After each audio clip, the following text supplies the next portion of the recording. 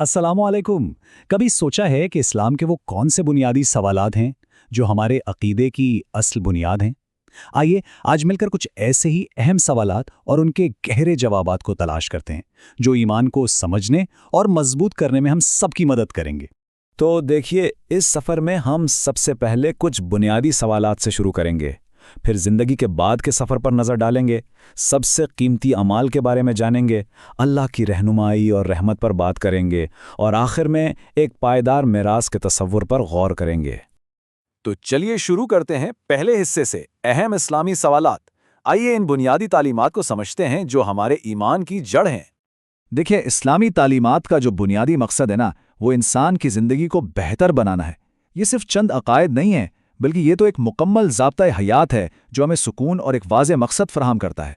दूसरा हिस्सा, ज़िंदगी के बाद का सफ़र।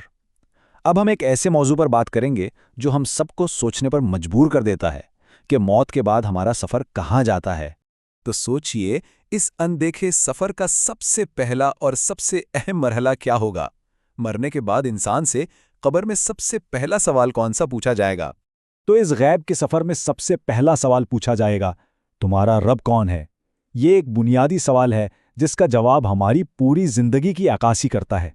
लेकिन एक खुशखबरी भी है, वो ये कि सूरतुल मुल्क की तिलावत हमें कब्र के अजाब से बचा सकती है, और क़यामत के दिन मुत्तकी और इंसाफ करने वाले अल्लाह के अर्श के साए में पनाह पाएंगे। तीसरा हिस्सा, सबसे कीमती अमाल। आखिरत के सफ़र को समझने के बाद अब ये सवाल उठता है कि वो कौन से अमाल हैं जो इस दुनिया और आखिरत में सबसे ज़्यादा वज़न रखते हैं। ये एक बहुत ही दिलचस्प सवाल है कि क्या वाकई कोई ऐसा अमल हो सकता है जिसका अज्र इंसान के मरने के बाद भी जारी रहे? क्या कोई ऐसा काम है जो एक दायमी विरसा छोड़ जाए? और इसका जवाब बहुत ही खूबसूरत है।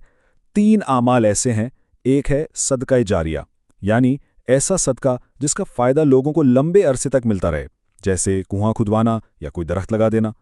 दूसरा, नफ़ा देने वाला इल्म, यानी वो इल्म जो दूसरों तक पहुंचाया जाए और लोग इससे फ़ायदा उठाएं।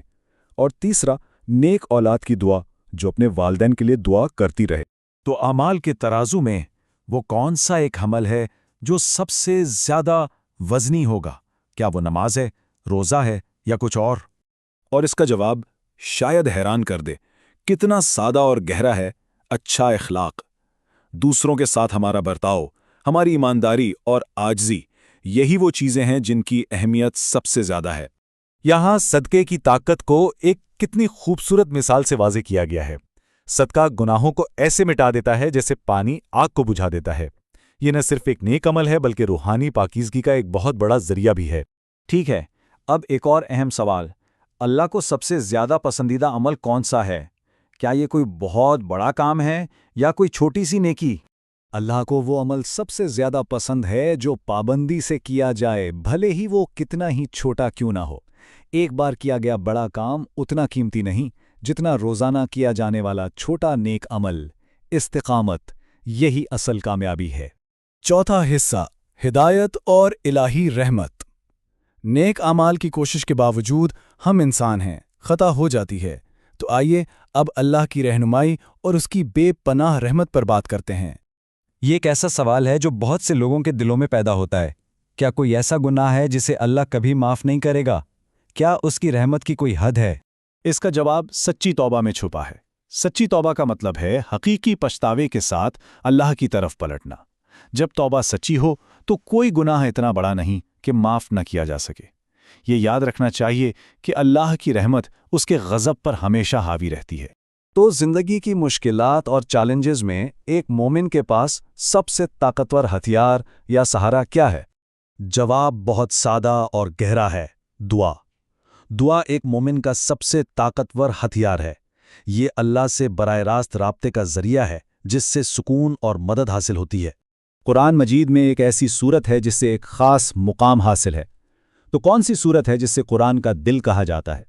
जी हाँ, और वो है सूरत यासीन। इसे कुरान का दिल कहा जाता है, जो इसकी अहमियत और फजीलत को जाहिर करता है। और अब हम आते हैं अपने आखिरी हिस्से पर, एक पायदार मीरास। आखिर में हम इस बात पर गौर करेंगे कि हम अपने पीछे क्या छोड़कर जाते हैं, हमारी मीरास क्या होनी चाहिए। ये याद रखना बहुत ज़रूरी है कि अच्छी बातों को दूसरों तक पहुंचाना ये भी एक सदका है। علم بانٹنا ایک ایسا عمل ہے جس کا فائدہ آپ کے بعد بھی پھیلتا رہتا ہے، بالکل صدقہ جاریہ کی طرف۔ تو آخر میں سوال صرف جاننے کا نہیں بلکہ عمل کرنے کا ہے۔ آج کی اس گفتگو سے جو کچھ سیکھا اس میں سے کون سی ایک بات دوسروں کے ساتھ شیئر کی جائے گی، کیونکہ علم کو بانٹنے سے ہی اس کا حقیقی مقصد پورا ہوتا ہے اور ہماری میراث قائم رہتی ہے۔ جزاک اللہ خیرہ۔